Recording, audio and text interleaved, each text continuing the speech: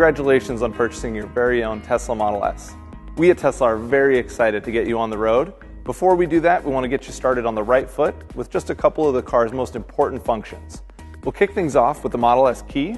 We'll do an overview of all the openings and trunk space in the car, and then we'll move on to, of course, charging, show you how to get set up for that at home. Let's get started with the key. Right up front, there's a Tesla logo, and there are 3 buttons hidden along the top. And the first third, right around the windshield, is for the front trunk or frunk. And to open that, all you need to do is click twice. Next up is a button for the trunk. It's about 2/3 of the way back, and 2 clicks will either pop the trunk, or if you have the tech package, the automatic rear liftgate will open all the way. You can press it once to interrupt that, and 2 clicks will close it again with that tech package. There's a button on the roof to unlock or lock the doors. Press it twice to unlock, and it'll present the door handles. Or if you have the tech package, you can enable auto-presenting door handles. So you just walk up to the car, they present themselves, and you can get in. You can lock it with just a single click, and you can also press and hold to lower all the windows.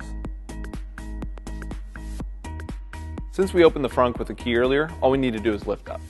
You can also open it from the touchscreen, and there's a hidden button right down here, a little glow-in-the-dark one in case someone decides to hide inside of the trunk. There's 5.3 cubic feet of space, so plenty of room for your bags up front. And then there's also windshield wiper fluid that you can fill up if you need to. Of course, the car will warn you if it starts running low. To close, all you need to do is pull the hood down until it meets the latch, place a hand on either side of the logo here, and lean until it clicks.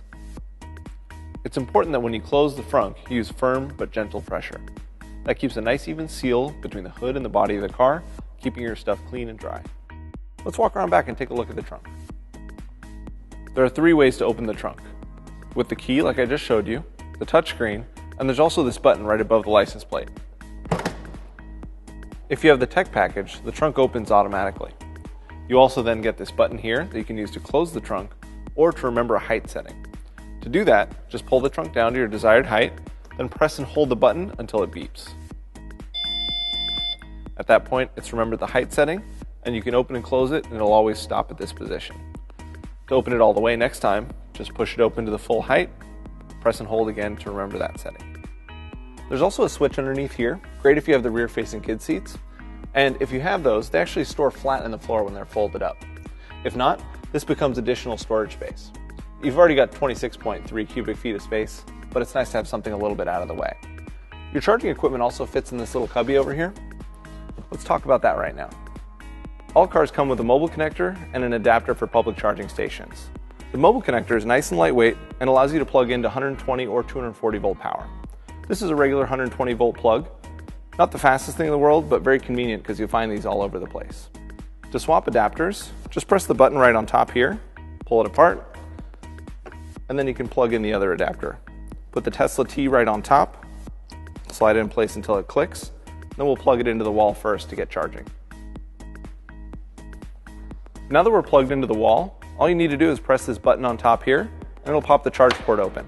It'll light up white so you can see at night, and then you just plug in. It'll turn blue initially, and then it'll turn flashing green as it starts to charge. If it stays blue a little longer, it's probably heating or cooling the battery to prepare it for charging. The flashing green will actually flash faster when the state of charge is low, and as it fills up, it gradually slows down and then goes solid green. You can also see the charging status on the instrument panel when the car is unlocked. You'll see the voltage, the current level, the speed at which it's charging in miles, and the total miles available. If you lock the car and walk away from it, the green flashing light will eventually go away so it doesn't attract attention. If your car is equipped for supercharging, everything works the same as what I just showed you, whether you have single or twin chargers, and you don't need to bring any equipment with you. You just plug it right in, and you'll notice that it charges much faster. It charges very quickly for the first half of the battery, and then it'll gradually taper off as the battery starts to fill up. For this reason, you don't need to fill it up all the way with a supercharger. You can just charge very quickly for as much as you need to get to the next supercharger or to your destination. There's no harm in stopping a charge midway or starting a charge midway. It's actually most practical to just plug the car in when you get home, let it charge while you're sleeping at night, and unplug it when you're ready to go in the morning. When you are ready to unplug it, all you need to do is press and hold this button here, pull out the connector, close the charge port, and you're ready to go. Since we have the charge port open though, let's take a look at public charging station adapters. Public charging stations typically have a plug just like this, And we include an adapter for Model S that plugs right on the end of it. All you need to do is slide this on the end, plug it directly into Model S like you would at home. It'll turn green just like normal. And when you're ready to go, press and hold this button like you would. That'll pop this out. Pull the whole thing out as one assembly and then remove the adapter. The adapter locks to the charge port anytime the car is charging and locked. So if for some reason you need to remove the adapter on its own and it's locked to the car, just press the open charge port button to release it. That's all there is to it. Now that we're done with charging, let's take a look at the door handles and a few things I want to show you in the back seat as well. You saw we extended the door handles with the key earlier, and they'll go back in on their own if you drive off, lock the car, or just let it sit for about a minute. You can open them back up again as long as the door is unlocked by pressing on the door handle like this, and then to open it, just give it a little tug. Let's take a look at a few things inside the car. Since the rear door handles are fully electric, we've included a mechanical release on either side below the seats. You can pull those inward just by lifting up a small carpet flap. The rear seats also fold down 60/40, and all you need to do is release a small mechanical lever back here, fold it down, and you get 58.1 cubic feet of space, tons of storage. Now that we've covered the outside of the car, let's hop in and take a look. You'll notice that the screens power on as soon as you open the door. I'd like to go over the steering wheel controls and instrument panel with you. On the left side, it mostly covers media, so we can skip forward and back between tracks with the top and bottom button. We can go up and down with volume using the scroll wheel, and we can also click on the scroll wheel to pause or mute a certain audio track. We can also click and hold on this scroll wheel to choose what we want to see on the left side of the instrument panel. We can scroll down and see energy, see the energy usage we've had over the last 30 miles. You can also see trip information and navigation if we had a route. If we had a route, it would automatically populate this left side, but you can always come back to one of these previous ones. To start the car, all you need to do is press the brake pedal. It already knows I'm here because there's a sensor in the seat.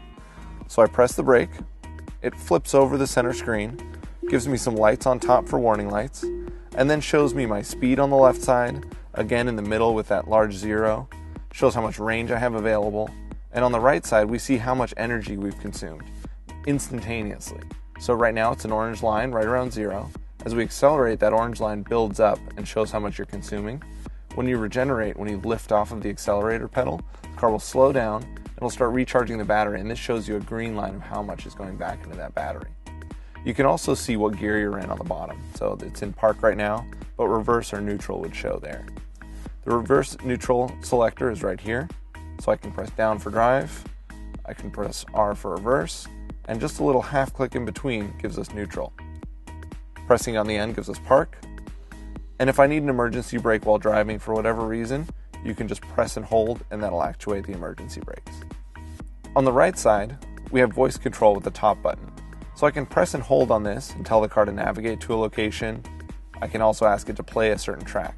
So if I wanted to do that, I would press and hold, wait till it says recording, and then say something that it would do. So, play Rolling Stones. Let go of the button, and then it'll search for what I'd like to do. It now brought up Rolling Stones here. I can press on that on the touchscreen, and the car will automatically start playing Rolling Stones. I can see that on the right side using the same control here where I hold down the scroll wheel, and now I can choose between these different choices. So, media, and now I see that the car is playing Rolling Stones. Very cool. We can also use the bottom button to choose the menu here. We can customize or we can choose the phone menu. So if I click on the scroll wheel on customize, I now have a choice of what I'd like to do with this scroll wheel. It's currently set to all, and that allows us to cycle through all of the different choices here. Climate temperature, fan speed, display brightness, sunroof, media source. I can also initiate a phone call directly by choosing phone, and then I can choose my recent calls or contacts. So I can scroll through all of my recent calls. I can go back by pressing the menu button again, choosing contacts, and then I can scroll through my entire directory in alphabetical order. Now that we've covered the steering wheel controls and instrument panel, let's move on to the touchscreen. You'll notice that the touchscreen is separated into 4 distinct areas. There's a bar across the top that's always stationary, and to start with, there's a status bar on the very, very top here.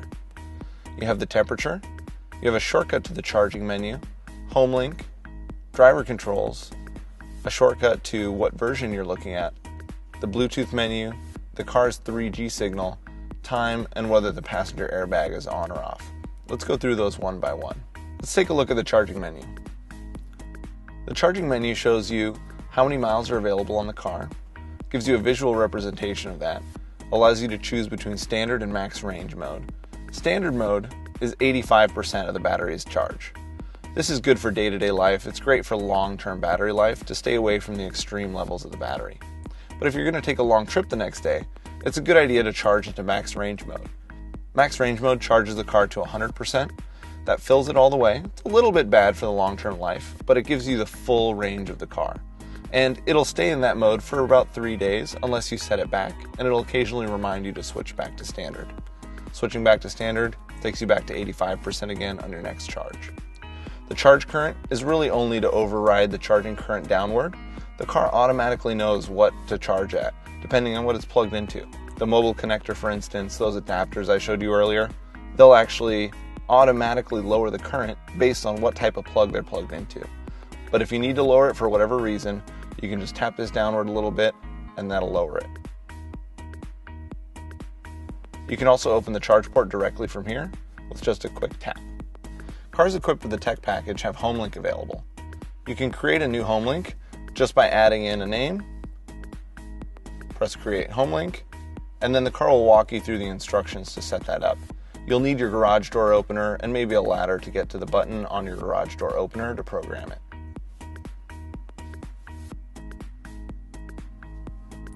You can also set a driver profile from here.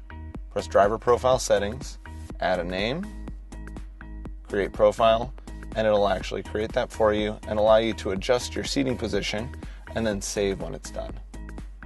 Within the profile, you can see what's saved by pressing right here, and that'll show you that it's more than just seat controls. It saves your lights and lock settings, your map, your units and format, climate control, a number of different things, so the car remembers how you like it. By pressing the Tesla T here, you can see what version software you're on, see the release notes for that latest software, the VIN number for the car, and what model you have. Next up is Bluetooth. By pressing on the Bluetooth symbol here, we can search for a phone. Grab your phone and make sure it's set to discoverable. Then press Start Search. It'll find your phone. You can press on that. It'll add the device by sending a code across, and you can accept that on the phone itself. This should take just a moment. Press Pair on your phone. You'll see Media and then Phone is brought up. You can jump directly to either media or phone, but note that your phone contacts will take a little while to load, especially if you have a lot of them on the phone. We'll skip over that for now and jump into that in the phone settings later. This bar on the bottom is also stationary. There's a shortcut to the control menu and some heating and ventilation controls we'll cover later. Let's take a look in this menu here. You'll see there are a lot of different things we can control in the car directly from the touchscreen. Let's jump right in and take a look at the sunroof. We can open it by pressing on this bar here, so if I want to vent it, I can do that. I can drag it down to open it a certain amount, and I can also control it just by dragging the image here. That's all there is to it. Okay, let's have a look at the driving tab. In this, you can choose the height for the suspension. Although it's automatic for normal use, it'll lower itself at highway speed if you have the air suspension option. But you can then choose a high or very high setting, for instance, over a steep driveway. The jack button just disables it so that if you're changing a tire, it's not going to automatically try and level itself. The steering mode changes the effort of the steering. So what that'll do is the Sport will give you a stiffer, tighter steering, a little more feedback, whereas the Comfort lightens it, makes it a little bit easier to drive in the city. Traction control allows you to turn off the traction control for the rear wheels. The stability control will stay on, but it allows you to have a little bit of fun with the car. Of course, that's going to use up some of your tires, so we recommend you keep that on. Regenerative braking allows you to lower the amount of force you get when you lift off of the accelerator pedal. Driving in standard is great, it's much more efficient, and it mimics more what you would feel in a manual transmission car when you let go of the accelerator pedal. For someone who's used to an automatic, maybe the low setting is better for them, but you should note that it's a little bit less efficient. You'll get less energy back when you slow down by letting off the accelerator pedal. You also have a choice of whether you want what we call creep on or off. That also mimics an automatic transmission. When it's on and you release the brake pedal, The car will crawl forward or backwards depending on which gear you're in. Next up, we'll jump into the trips tab. You can see how much energy you've used since your last charge, and the distance that you've traveled, and what the average energy per mile has been. You also have two different trip meters that you can set independent of that, an A and a B trip, much like you would have in a normal car, except these also save your energy usage, the total energy and the average energy per mile. Let's jump into the displays now. With the displays, you can choose the brightness for either day or night mode by sliding the scale up or down. You can also choose day or night mode independently, or leave it to an automatic setting so that the sensors in the car will turn it to day or night mode depending on how bright it is outside. Next, we have e-brake and power off. Here you can control your parking brake independently, and this button also turns red and turns into an emergency brake while you're driving.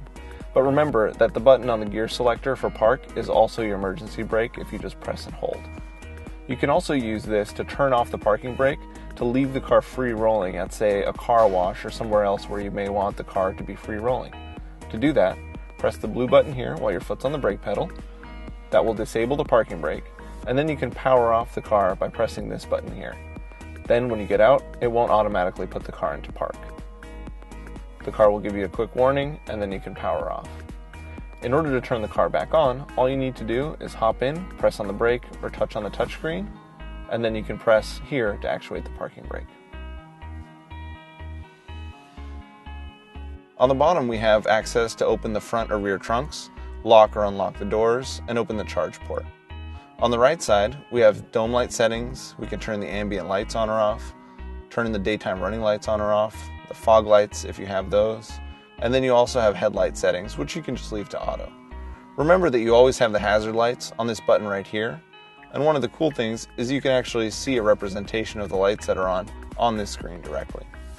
Next, let's have a look at the settings tab. Under this, we can take a look at our media player accounts. We can also look at our maps and navigation magnification as opposed to zoom, which is a little different, and also set the home page for our web browser. We also have access to our driver profiles, which we discussed earlier in the status bar. And we also have access to units and format. You can set distance to miles or kilometers, your time to 12 or 24 hours, temperature, Fahrenheit and Celsius, charging units to show distance or energy while you're driving the car, and also your range display, whether you want rated, which is the EPA rating, or ideal, which is closer to a 55 mile an hour cruise. Next, we have vehicle controls. You can adjust whether you'd like the doors to lock when you drive away, the child protection lock for the rear doors. You can also set, with the tech package, walk-away door locking, whether you'd like the door handles to auto-present. You can also turn mirror auto-tilt on or off while reversing, turn the alarm on or off. You can choose whether you'd like the headlights to stay on for 2 minutes after exit, and you can also turn on range mode, which lowers the output of the air conditioning and heater and will turn on seat heaters first while warming the cabin to save energy. You can also turn on access to the mobile application from here. And finally, we have HomeLink. This is a shortcut to the menu we saw earlier, allowing you to set up a garage or gate opener. Also on the bottom here, you have controls for the seat heater and heating and ventilation controls. The seat heater starts off nice and warm, and you can step it down from here. You can also choose temperature by pressing up and down on these, and if you like, you can sync it with the passenger side or choose separately. You also have the front defroster, the rear defroster, an on or off button to turn everything on or off, and you can even customize right here. Open this up, you can choose the fan speed independently, you can choose the direction, whether you want to recirculate, or turn the AC on or off. There's also a redundant volume control for the passenger in the bottom right corner. Let's take a look at the applications. You can see that we have media and navigation highlighted here. The media is on top and navigation's on the bottom. If you want to open something on the top, all you need to do is tap on it. So we can tap on energy, it'll open right up top. If we want to open media on the bottom, what we can do is we can press and hold, and you'll see you have an option for 2 different screens. We can open that on the bottom there. You can also switch in between them by pressing this arrow, and we'll swap between the 2. If you'd like, certain applications such as navigation and web will go full screen just by pressing on the button in the bottom left corner. It's all very fast and allows you to switch between the 2. Let's go over each in detail. starting with media. You can see that we're playing Slacker Radio right now, which we selected earlier. You see the album art cover, which is pulled up automatically, information about the song, and normal buttons for play, skip to the next song, and if we weren't streaming radio, we'd also be able to go back if we were, for instance, playing off of a USB drive. You can also say that you like a song by pressing the plus button here, and you can say you don't like one by pressing the international stop sign there. You can also favorite it internally, so you can say, I like this song, and it'll stay in your favorites up top. We can also browse amongst other Slacker sources by searching directly through voice control or typing in an artist or song. You can see recently searched, and then you can browse through news, custom station, top stations, lots of different options in here. By scrolling backwards, we can go to our other internet radio source, TuneIn Radio. TuneIn allows you to bring in radio stations from all over the world. Let's take a look at the normal radio options as well. You have a choice between FM, AM, or XM radio if you have a subscription. By pressing on FM, you get a more traditional tuner setup. You can slide in between stations and choose one specifically. You can search through just by clicking on here, backwards and forwards. And you can save a favorite just by pressing and holding on any one of these. Once it pulses, it saves that station. You can choose HD on or off depending on how the signal is in your area, and that may give you some more options down here for further HD channels at each frequency. You can also jump directly to AM, and with XM, you can find the radio station code so that you can set up your own XM radio station. Let's press Browse and take a look at some of our other options. We can jump directly to My Music and Devices and select a phone paired over Bluetooth where we can play music directly. And we can also go back and plug in a USB drive. That will then pop up here. I can press on it, sort by songs, genre, artist, albums, or by folder. And then I can play something directly here.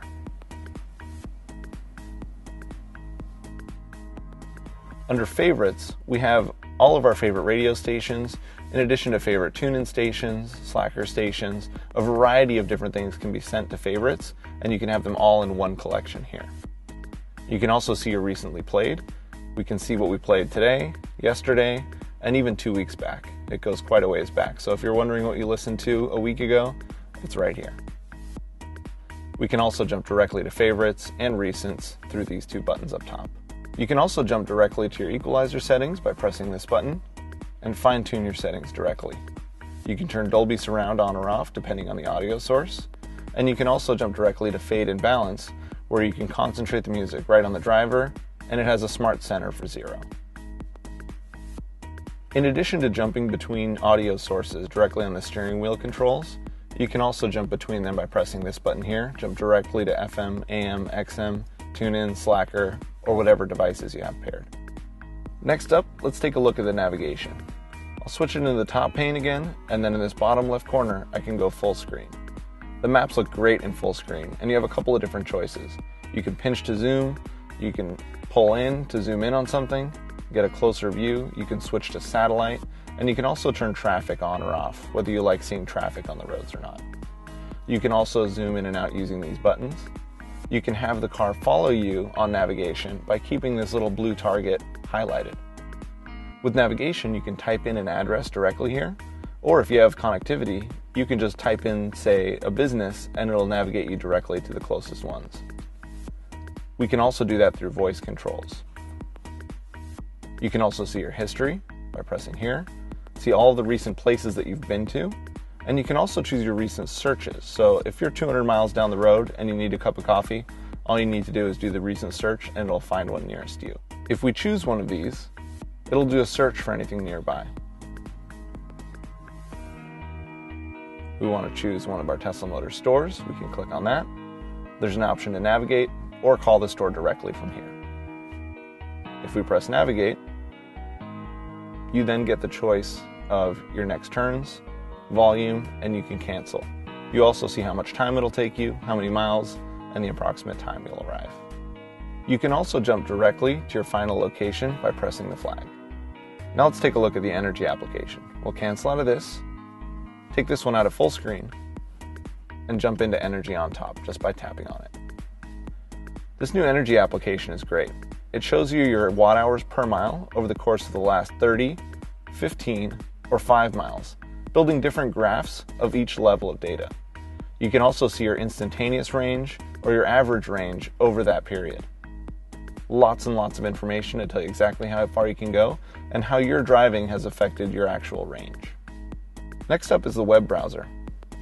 Web browser allows you to type a URL into the top or do a Google search directly in there as long as you have the connectivity package. You can go full screen, which is great. You can read a website while you're waiting to pick somebody up. You can also save favorites by pressing Heart Plus here, and you can jump directly to your favorites by pressing the heart. You can also jump to the backup camera at any time. It of course comes on automatically when you put the car into reverse. You can jump directly to your phone application from here. You can see your recent calls, you can see your contacts and scroll through those alphabetically, and you have a dialer in case you want to enter a number in directly. Of course, this is also available through the steering wheel controls. Now that we've covered the touchscreen, there's one more thing I want to show you. In the glove box, we have a few items for you. There's a quick guide for owners. This covers a lot of the functionality of the vehicle. Owner safety information.